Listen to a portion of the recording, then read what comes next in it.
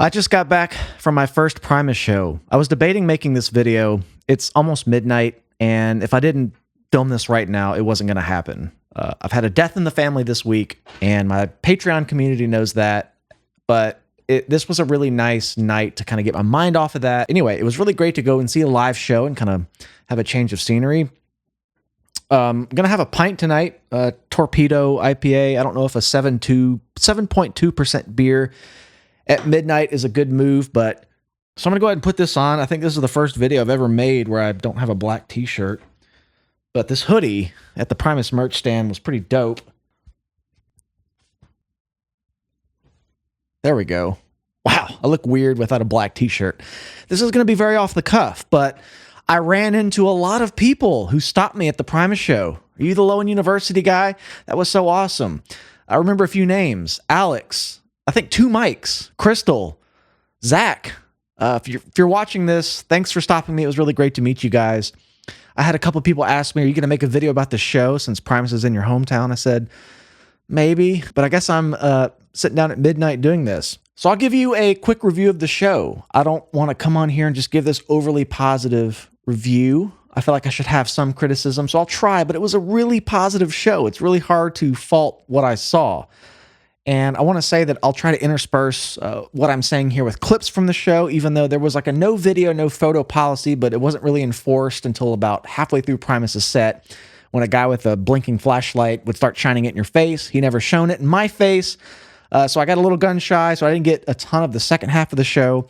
And before I talk about Primus, guys, dude, if you're seeing this tour after, I guess, the July 29th show, I can't recall when MonoNeon joined the bill. I think it was somebody else before. Anyway, don't miss MonoNeon. I knew of MonoNeon, but I was at the NAMM show in January and saw them in a tiny club with Tool.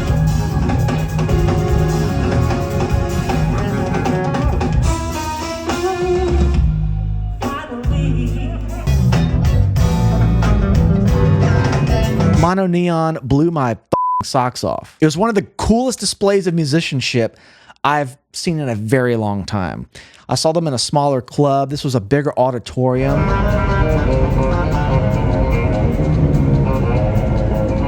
So I'm not sure a lot of the nuance and technicality and virtuosic nature of their music translated, but it was just as good as I remember. They had the same lineup. Do not get there late and miss the MonoNeon set. It is a perfect complement to the quirkiness of Primus. It's something totally different than Primus. It's something totally different in general. It's like jazz fusion with soul and funk and, you know, callbacks to old Motown sounds with this really just insane.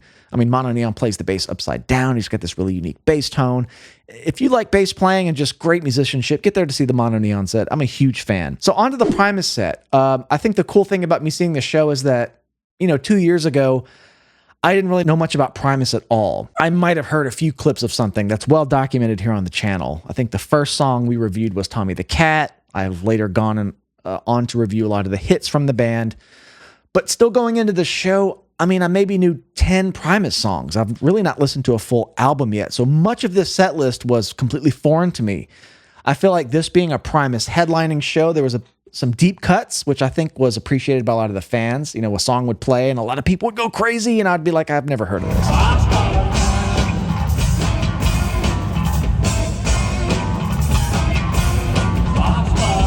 And there was the hits I really recognized.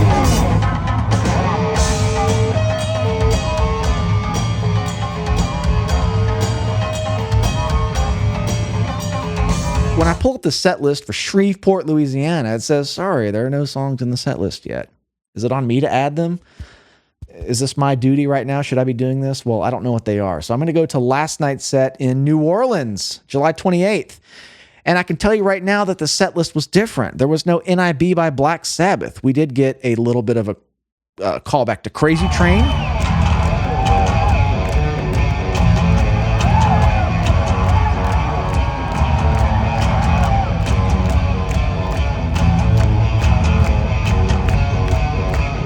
That was during those damn Blue Collar Tweakers, which I actually don't see on the set list right now. So I think they're rotating sets. And what I can say too is that the encore was not Little Lord Fentanyl and Duchess and the Proverbial Mind Spread. It was Southbound Pachyderm, this really long extended version.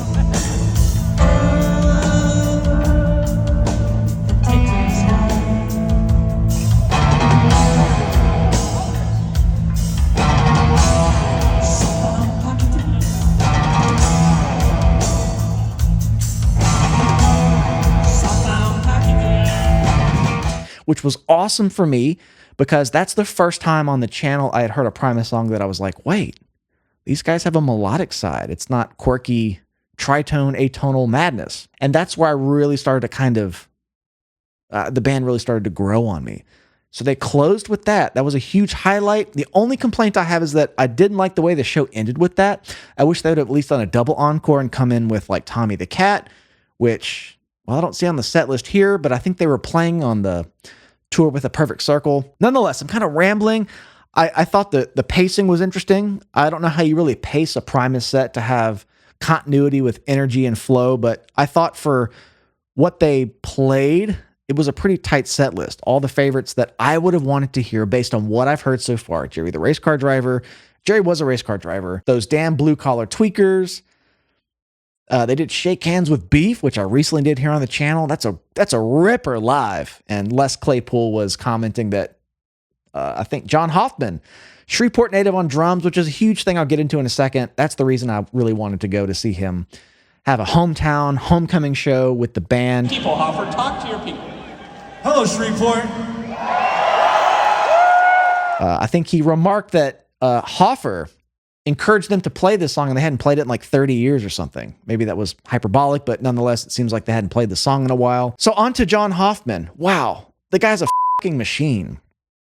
I don't think the guy missed a beat. I mean, I had my Hawkeye on him and I wasn't looking for him to mess up because I don't want that, but I was just really wanting to see him play in that environment, the nuance of Primus and the dynamics.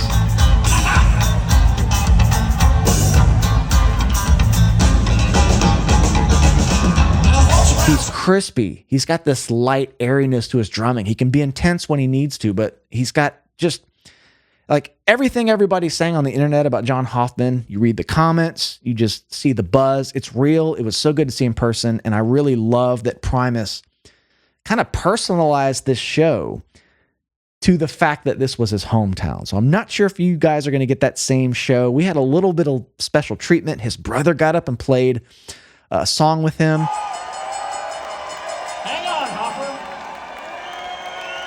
Explain to these people who this gentleman is. Some of you might know my younger brother, Machete Eddie Hoffman. He has a younger brother that's a phenomenal drummer too. It's a really cool thing. So they both got up on stage and played together. Let me talk about the tones of the set. I think this is an important thing. The entire time this show was happening, I was thinking, I need to talk about this if I make a video. So here I am. And I understand there's so many variables that go into why a band might sound different than the record. Mixes need to sound different for the rooms they're in. It's very case-by-case basis. You do a lot of sculpting for a tone on an album. It's going to naturally be different live. That's just reality. That's just physics. That's just how it works. But I'll tell you what, Primus sounded just like the record. Les Claypool has such a signature bass tone, and I think I've obviously realized that reviewing their music here on the channel. But holy shit, hearing it live be exactly like I remember it being, there was so much clarity and crispness to the tone. And I think a large part of that is the way it's EQ'd. If I'm just going to simplify it a bit, there really wasn't a lot of bass in his tone. You know, you hear it on studio recordings, but in a studio setting and mixing, you're really cutting. It's all about subtracting. It's taking away as much as you possibly can from a track to make sure everything can fit in its own designated slot within the sonic spectrum. In a live show, there could be a bit more of a wash and a bit more of an overlap. But damn, their mix was great. I was on the floor. The only complaint I had was I felt the vocals could be a bit louder, but I know that can vary largely based on where you're standing. I was a bit in front of the sound booth, but his bass tone was great. There's even many points in the set where I found myself going, how does he get this tone? I don't know how he did it. It had this woodiness to it. The whole time I'm sitting there going, how does he get that tone?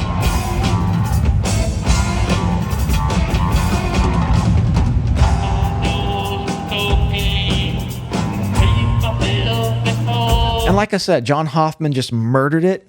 I loved when, I think John's forte for their sound is when he can get really dynamic and do a lot of ornamental drum grooves on the octobans and the bell of the ride and just add a lot of this ornamental substance to the dynamic sections of Primus's music, especially some of those later songs that aren't so full bore all the time. Just this complete control and mastery over subtlety and gentleness, but still having this huge bombastic presence as a drummer when it's needed. I think my favorite part of the show, I'm a bass channel, I know, but I think I think he was my favorite part of the show.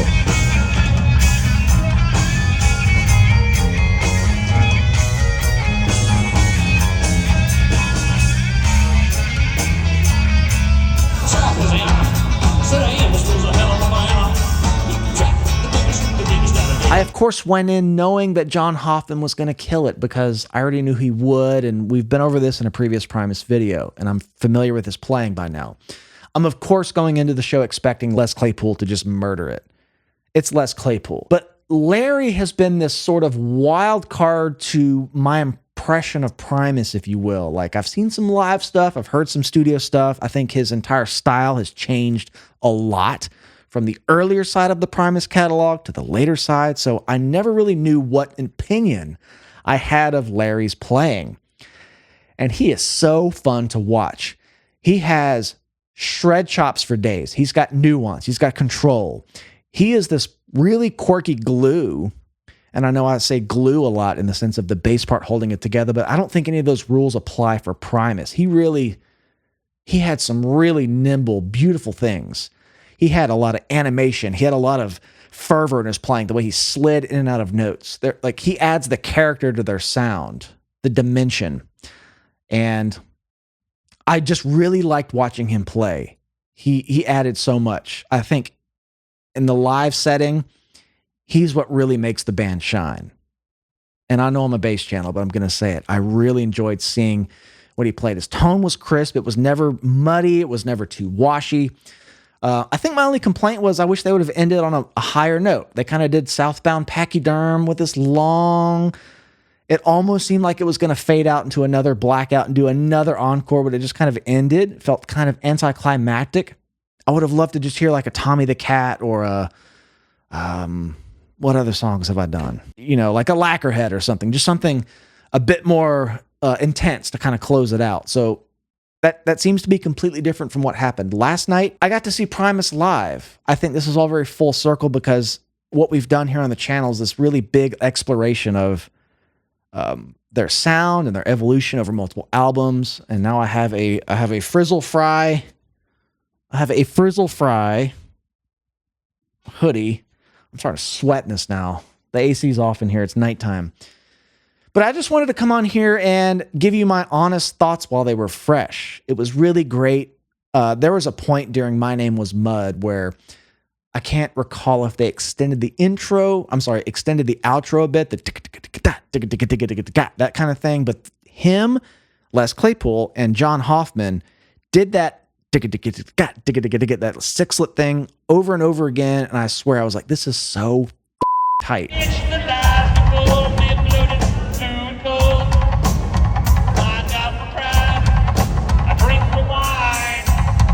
I'm zooming in on Les's playing, and he's just, man, it was just really great to see that in the flesh. And I think Les Claypool at one point said, we're already planning to come back to Shreveport. I'm definitely going to be there. That's my review. Go see this tour, the Onward and Upward tour, Primus headlining. Do not miss MonoNeon. What a great night of just fantastic bass playing, musicianship. I got to see all the Shreveport homies. I mean, this was a true, like, everybody showed up. I even met a lot of new friends who recognized me from the channel, which is just kind of bizarre for my own hometown. I'm going to hit the hay. It's now almost 12:30. I guess I got to finish this beer. Cheers. Love you all. Go see the show.